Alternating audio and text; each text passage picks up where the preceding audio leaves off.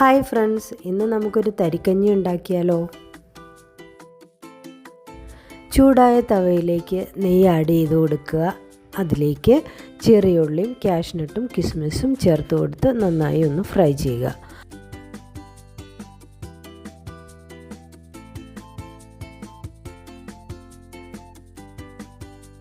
അത് ഫ്രൈ ആയി വരുമ്പോൾ അതിലേക്ക് 3 ടേബിൾ സ്പൂൺ റവയും 3 ടേബിൾ സ്പൂൺ ഷുഗറും ആഡ് ചെയ്ത് കൊടുത്ത് ഒന്നുകൂടെ ഒന്ന് ചൂടാക്കുക.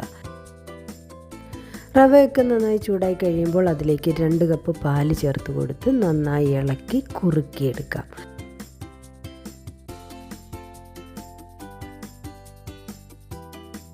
ഇത്രയേ ഉള്ളൂ. ഇതാ നമ്മുടെ തരിക്കഞ്ഞി ഇവിടെ റെഡി.